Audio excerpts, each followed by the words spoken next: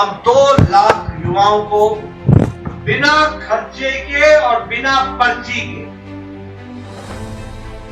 बिल्कुल ट्रांसपेरेंट तरीके से गरीब का गांव का बेटा रोजगार लग सके सरकारी नौकरी देने का काम 2 लाख लोगों को देंगे। ये चुनाव योग का फायदा उठा रहे हैं एसपी। आने वाले समय देखेंगे हम, परंतु हम छोड़ेंगे नहीं। देखूंगा मानसू गर्ग तू कहां तक जाता है। और बीबी देखो, मैं चैलेंज करता हूँ मानसू गर्ग जी, ये देख ले आके कॉल कर। ये दिन 1 महीना है तेरा, 1 महीना आके बाद देखूंगा क्या तेरी हालत करूंगा। इस पुलिस का आचार संहिता में जो फायदा उठा रहा है हिमांशु गर्ग, इसको बता दूंगा, समय आने दो।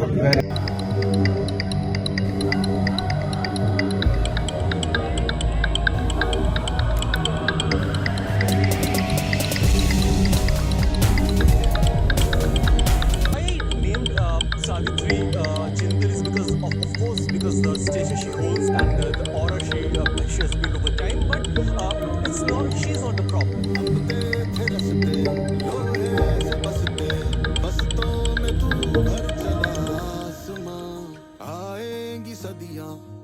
गंदौर से देवेंद्र कादियान जो भाजपा के नेता रहे, मनोहर लाल के बड़ा करीबी थे, उनको टिकट नहीं मिली।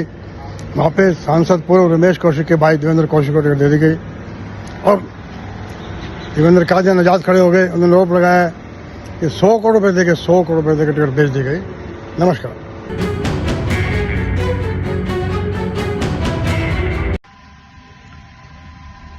गुस्ताखी माफ। हरियाणा के दर्शकों का नमस्कार। हरियाणा असेंबली चुनाव 2024 का अपने पूरे यौवन पर है। हम प्रतिदिन आपको कुछ चुनिंदा झलकियां दिखाते हैं।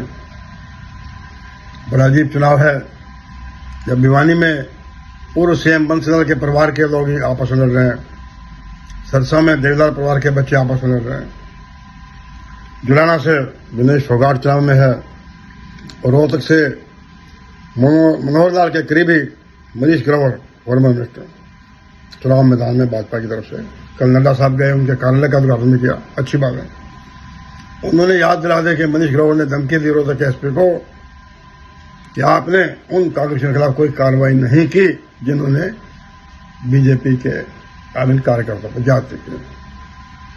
मनीष ग्रोवर ने बोला कि अब चुनाव आयोग के दिनों 1 महीने के बाद आपका वो हाल करूंगा कि आप याद रखें।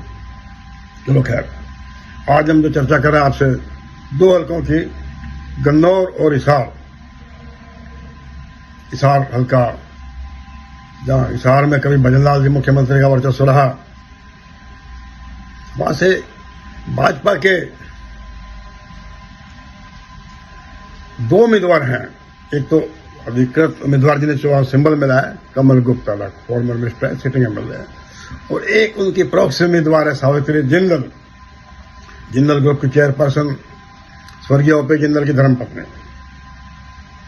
आप हैरान होंगे ये ऐसे कैसे बात हो सकती है।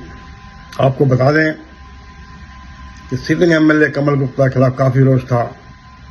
सावित्री जिंदल भी भाजपा की टिकट के दावेदार थी, लेकिन क्योंकि कमल गुप्ता लंबे समय से पार्टी में हैं और संघ के कार्यकर्ता हैं, बावजूद इसके कि रिजेंटमेंट उनके खिलाफ है, उन्हें टिकट मिली।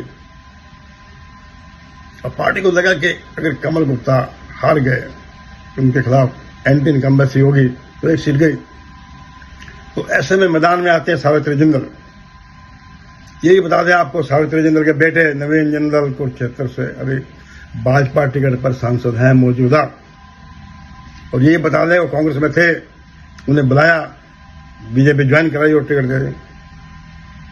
और सावित्री जिंदल ने ऐलान कर दिया कि मैं आजाद लड़ूंगी चुनाव, क्योंकि ऐसी हिसार के लोगों की इच्छा है, वो मुझे चाहते हैं।